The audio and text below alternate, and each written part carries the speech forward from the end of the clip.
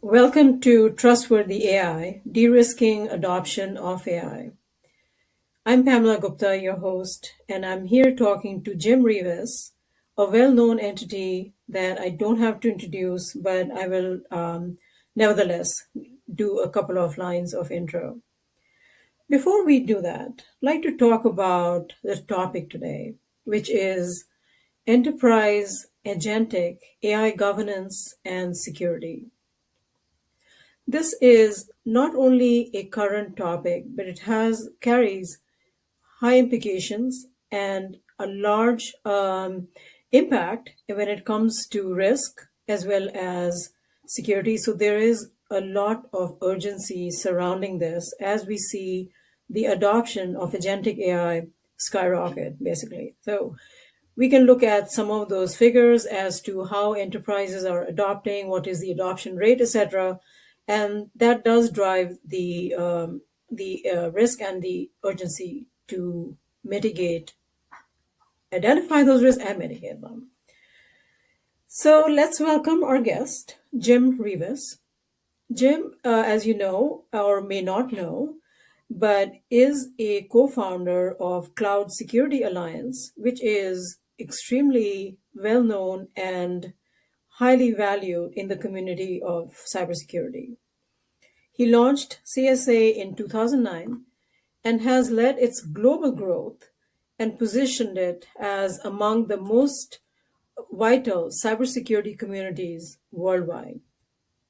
Under Jim's stewardship, CSA has made tremendous strides in security best practices for cloud and for emerging technology that I'd like to ask Jim about, such as quantum computing, IoT, blockchain, zero trust, and now generative AI. CSA recently launched CSA's AI Safety Initiative. So, welcome, Jim. And what did I miss out? Oh, I think that you captured things pretty well. And just I would add that, sort of the superpower of Cloud Security Alliance is we've been able to get a global community of just really smart researchers. Probably we've tracked maybe 15,000 that have contributed meaningfully to research over our almost 17 years now. So I sometimes get to take credit for it, but really it's that community. And so I'm delighted to be here. It's sort of long overdue to be able to chat with you, a noted expert in AI, which is an area I'm more of a recent entrant into it. But again, using that community, I think we've been able to get up to speed and actually do some great things in a short amount of time. Why, thank you. And we appreciate everything that you bring to us. Thank you. Mm-hmm. So let's talk about what is agentic AI governance and security and what is the urgency surrounding it. So leading out with the first question to you, you've written about some of the pressure in today's innovation pace around traditional assurance, frameworks, guidance, standards that we have. What makes agentic AI such a critical inflection point for security and trust frameworks? Yeah, from my perspective, we've gone from a world when I started in computers and cybersecurity where we would maybe change our software once a year or every couple of years to where with cloud you would change things maybe daily. And agentic AI, it's so interesting in that it's almost changing itself with every action that it's asked to take. And so this continuous dynamic nature continues to just put pressure on how human beings understand assurance and compliance, which are often very much point in time activities. We understand continuous a lot more than we used to. And we understand that we've got to have a human in the loop, and we've got to be able to communicate things and understand that they're going to evolve quite a bit. But the agentic sort of dynamic nature, the autonomy, obviously, or agency, however you'd want to sort of put a finer word on that, and the fact that like if you talk to the people who are developers, scientists who've created some of these models and the emergent capabilities and the things that surprise them tell us that we've got to like rethink maybe or at least augment significant ways how we think about like understanding trustworthiness, compliance, how we govern. There's definitely going to need to be a lot of new things, and I'm not going to claim that we figured all of that out yet, but it's a very important journey we have to do right now because from a business imperative, businesses are looking to gain that competitive edge by being early with agentic. And I talk to a lot of organizations that say we are definitely getting our cybersecurity budget cut, or we've got mandates that it's got to actually support some of these newer initiatives. So there's pressure from the risk perspective, from the financial perspective, and from us just all trying to keep up and see is a round peg in a square hole we're trying to do with our existing frameworks, and where do we need to like innovate and think of new ways of doing this. Right. The couple of things you said there, Jim, that I want to kind of highlight and kind of delve into a little bit. So, do I understand it correctly that you're seeing companies and organizations deflect or divert funds from areas such as cybersecurity into the innovative aspects of AI, such as agentic AI? Yeah, so there's multiple things, and different organizations can characterize it differently. Some of them are being told to make sure that you are allocating a portion of your cybersecurity budget to specifically looking at how you support AI initiatives in the organization.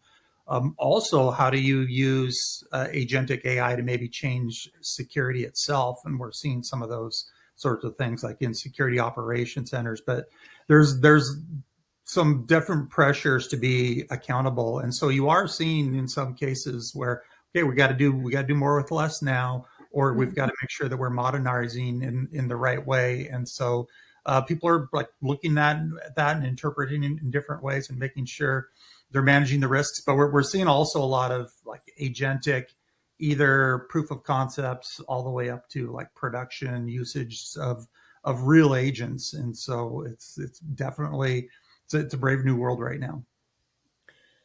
Yes, I do agree with that. And I think that only underscores the urgency around understanding the risks of, what agentic AI brings to the cybersecurity and more broadly to the trustworthiness of AI.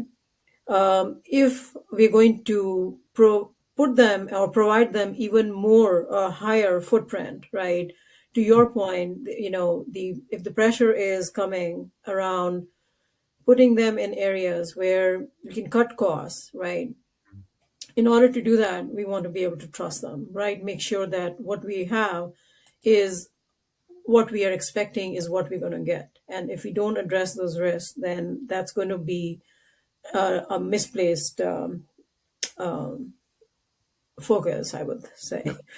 And there's So, tools like model context protocol that like people are racing, and you're seeing all these different MCP servers and clients out there, and kind of happened before we had a really clear security framework around how to go do those things. So it's a big part of we're sort of building the agentic runway as the agentic plane is like taking off. right, right. Yes, oddly enough, MCP came from Anthropic, and it's the first time, there hasn't been that much of a back and forth or a tug of war between who gets to set the standard.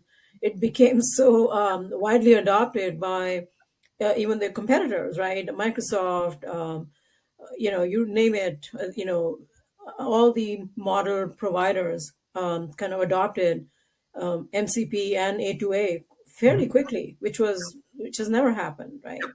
Because it is the only a leading standard in that identifying how agents work, how they operate, etc.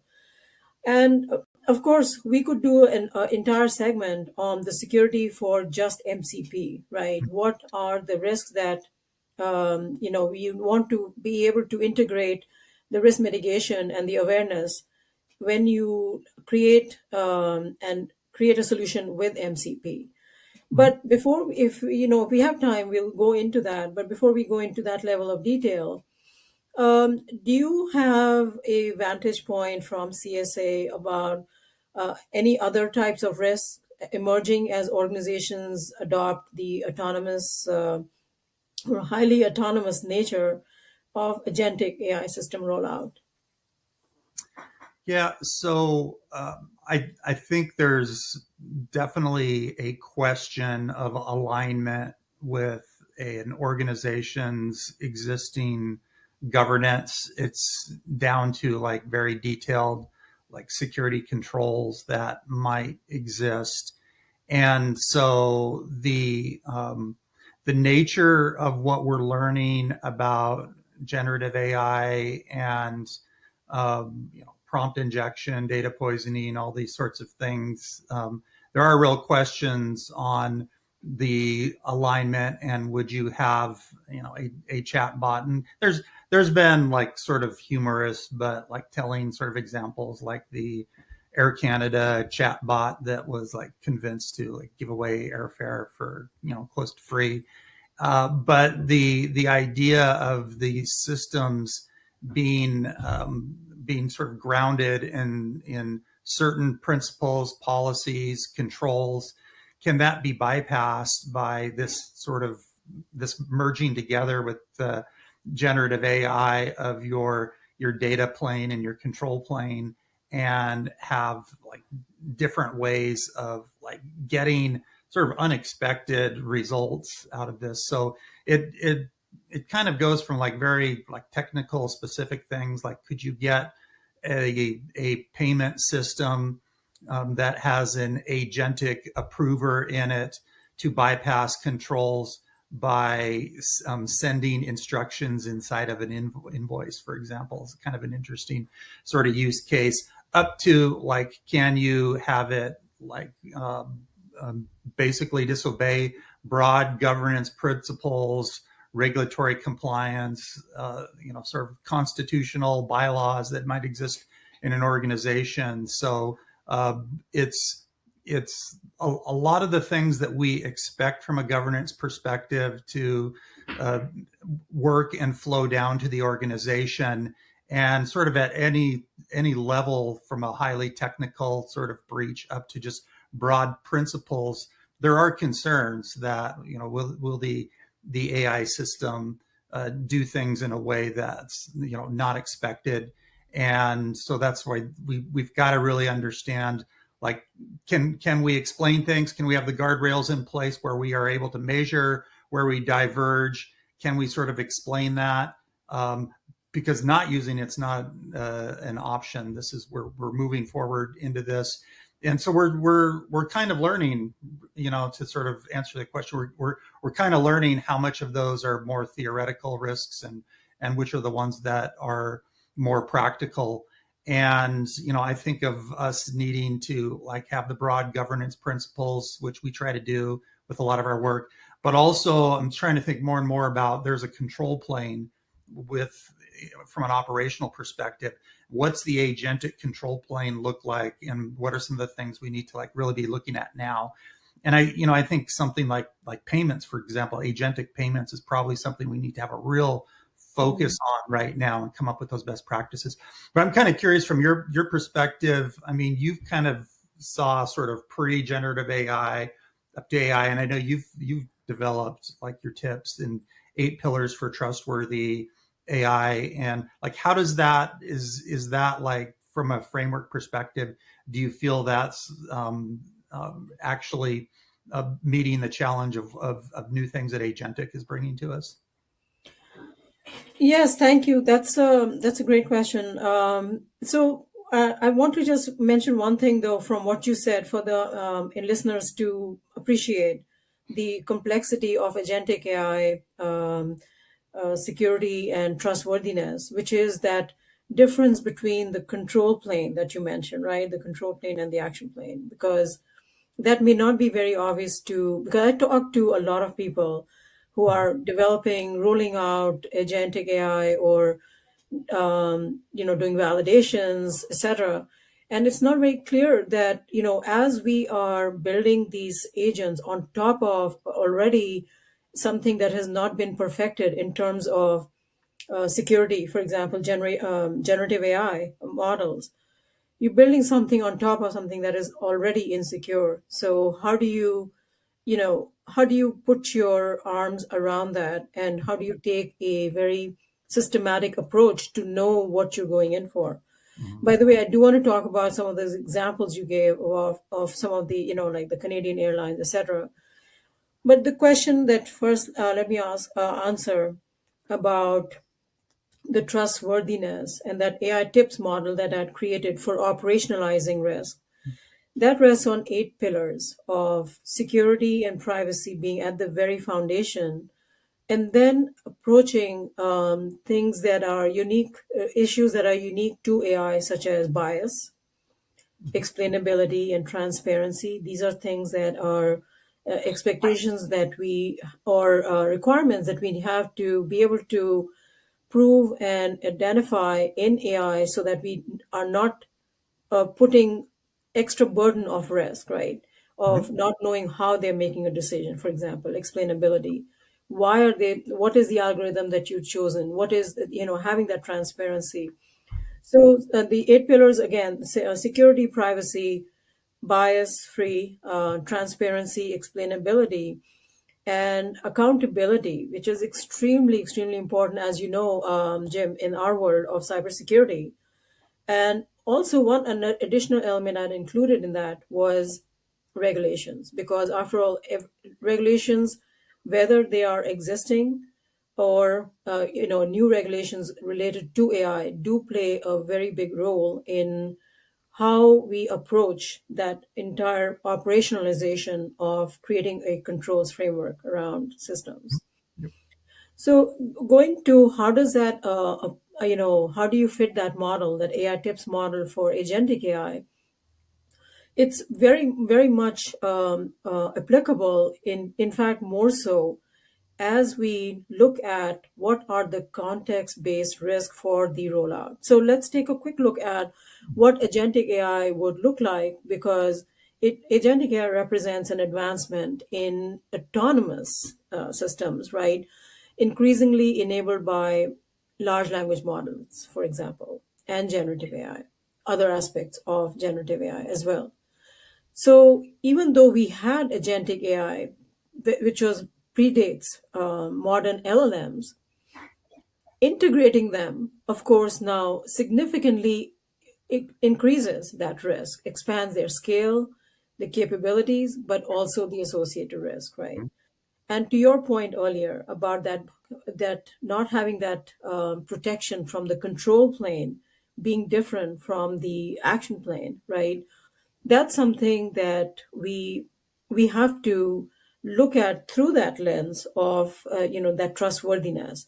So what does that mean? For example, an intelligent, an AI agent which has a high level of autonomy, to know what are the integration points, what are the firstly the elements such as the memory, the orchestration layer, etc. All that's going to be very important. What tools it has access to, what boundaries we can create around that. All that we can do, with the systematic approach. But it's also something that, we can apply frameworks for making sure that it's consistent. So I'll just give you one example. In the recent couple of months, for example, we talked about Copilot, for example, which is part of the AI stack, tech stack for a lot of companies. And not that I would say that, I want to put in one particular vendor, a tech giant under microscope, but or as the focal point. But the fact is, that agentic AI, the more autonomy we give it, the more we have to know where the risk comes from. So in this particular case, Copilot from Microsoft, which is part of the standard stack now, almost, was compromised to be able to carry out a zero-click attack, Mm-hmm. which is really something that we have to be very, very careful about. As to, this is not just another attack that we have to think about, that we'll put in some controls for. It's very significant because in this case, a perpetrator sent a calendar invite to a person, to a user in an organization. And because Copilot had access in this particular case to SharePoint and other repositories of data, it actually executed on what was in that calendar invite and was able to exfiltrate data out without any action. The user didn't even know that there was a such a, it hadn't even clicked on that email, okay, or their calendar invite. Anthropic just came out with a threat intelligence report. So there are, yes, in fact, I would say that AI tips and the operationalization of trust is very much a part of addressing the risks and operationalizing the governance. But I'd like to turn the question back to you, right? Yep. How do, for the next question, for example, let's take a look at, really want to understand from your perspective, how do we differentiate, or do we need to differentiate between conventional cybersecurity measures and standards that we have in place, such as SOC 2, right, or ISO 27001? And do do we put those aside, and or how do we integrate that into the overall AI cybersecurity strategy? Yeah. So there's, I think, a couple different like alternative futures we can imagine here. I think the path that we are going down is to look at which of these frameworks are have incorporate high level principles that you can sort of populate with very rich AI specific operational controls, and then use that combined corpus as the way that you do your assurance, auditing, compliance checks, and then find how you can like do a lot of automation so that you sort of evolve from the auditor that's doing like a SOC 2 attestation or doing an ISO certification, that they are really the human in the loop, managing that sort of process, looking at it. And you could imagine an auditor of the future, not with a client doing this once a year, but having it run like all the time, and then maybe at the end of every day sort of look at the results and say, okay, let's make this adjustment in the system, have it run again to make sure we're really capturing those sorts of risks. So the other alternative is that we just like we sort of start over with some core principles here and really think about continuous monitoring, automation. And either way, I think you're going to see the industry look a lot different in how it does this, and that we are going to see the humans doing a lot more like analysis of the results of automated audits, and not actually doing all the data gathering themselves. It's going to be a lot more analytical, which I think is good. So, you're just going to you'll have maybe the same number of people, but like they're going to be doing a much larger number of these point in time, which there also will be rules based things and triggers that will like really make this be more continuous than just very frequent points in time. So at the end of the day, like we need high level principles, and those they may be things that we can have in SOC 2, or maybe we'll look at the EU AI Act and look at other sort of regulations. Those will inform more of a continuous, mostly AI driven in terms of testing things, asking for evidence, asking for a screenshot. It's going to be AI talking to AI, and probably a lot of like that, with the human in the loop just at the right checkpoints to make sure that that works. But I think the starting point right now is definitely going to be, let's use ISO 42001 for an AI management system, and let's marry that with a security controls framework. If that's not enough, combine that with ISO 27001 and have your ISMS framework be very AI and agentic. And so you could see a merger of those two, and that could be a very common thing. So we're going to start with what we know, and we're going to evolve. And then at the end of the day, it's going to look very different, I think, in practice. Yeah, I totally agree. And I have a pretty deep experience with both 27,001 and 42,001. So it is coming, from different perspectives, but there are some commonalities in terms of how do you create that management system, right? Which is the starting point. So, Jim, actually, this is a great segue into from going what we need to how building that AI native assurance.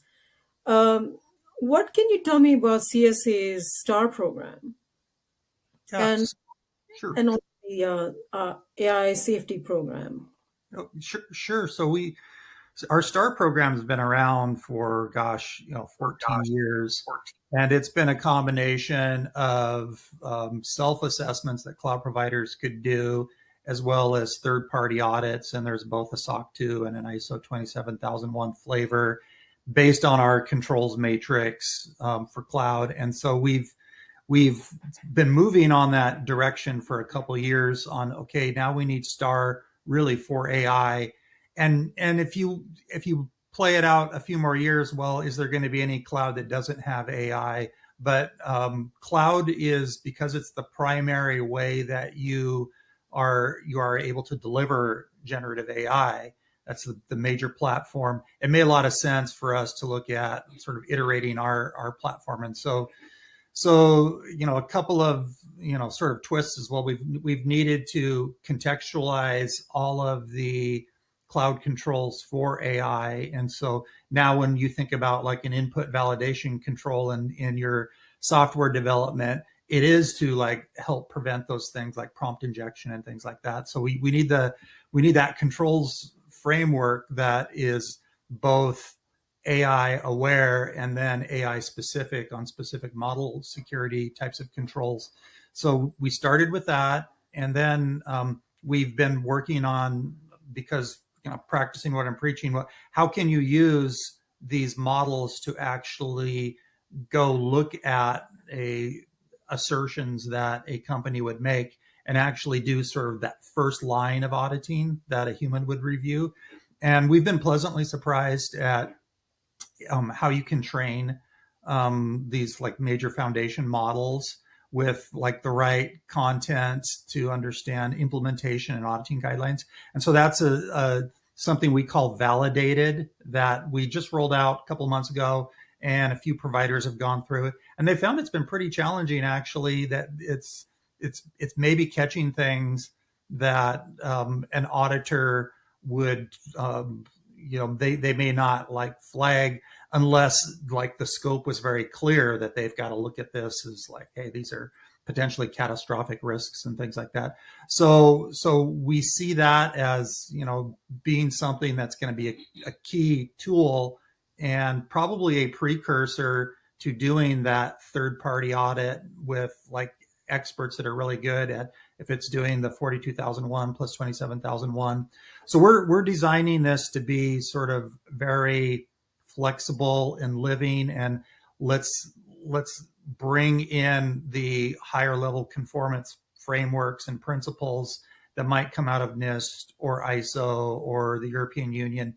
Let's marry that with a very specific operational controls, which we provide. And then let's also add in the AI technologies to do as much of that work as possible. So that's Star for AI, essentially, that we are building to go do that, and we are releasing the different pieces. And we're talking months, not years, before we have basically a pretty complete version 1 of that. But the initial sort of results we've been happy with, but it's getting people to do this more continuously. There's some more scaffolding that the industry is going to need to build. It's not going to be all us, but we're building a framework, at least, that it's possible to build that scaffolding to do this more continuously.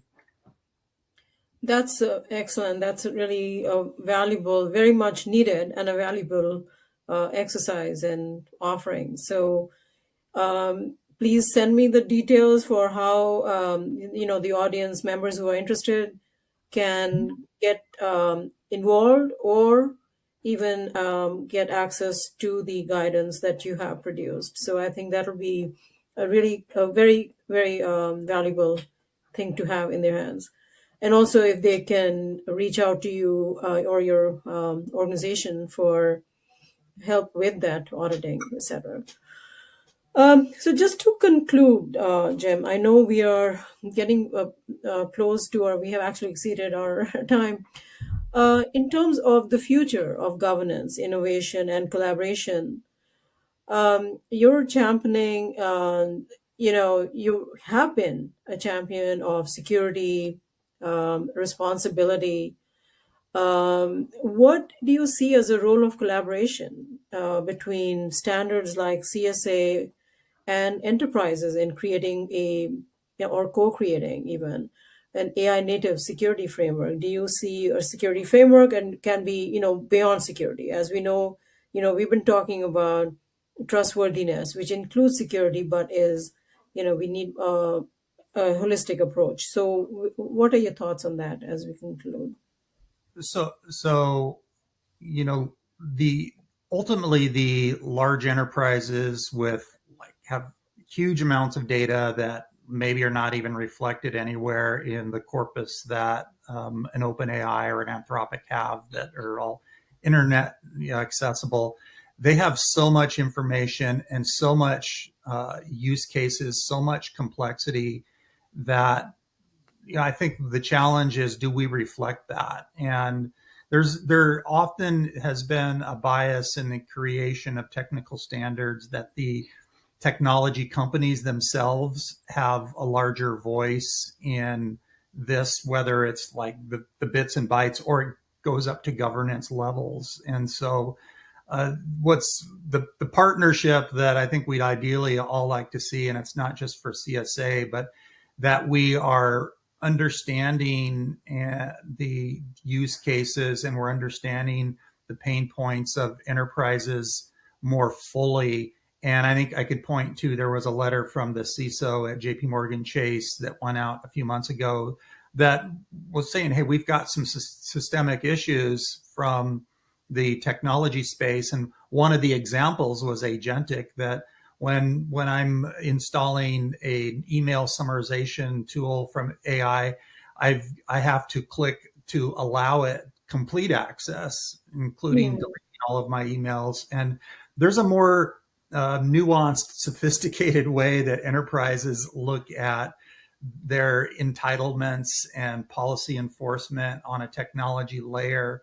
And so enterprises helping get the standards that they want is really important. We can believe what we think they need and what's important, but there's a big difference from them being the key stakeholders and making sure, the AI controls matrix that CSA builds, that reflects what we need, or we need to go further in different areas, or we need to help understand these are the risks that would be catastrophic to our company and maybe our country. And so these are the things that we really need to highlight from a risk-based perspective. So, I think that's sort of where the intersection is. And we do get some of that. I think we could always benefit from getting a lot more as well. Thank you.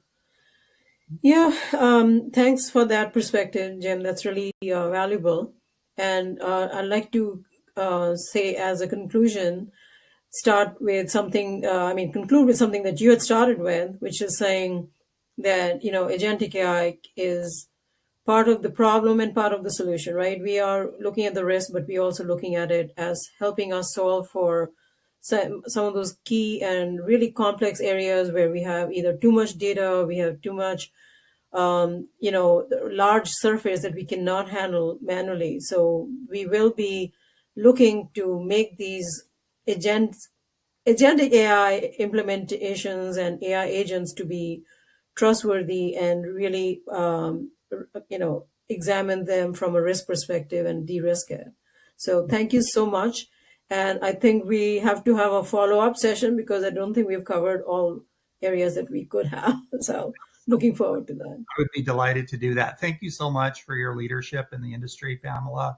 And thanks for having me on here. And yes, let's continue the conversation. Thank you so much.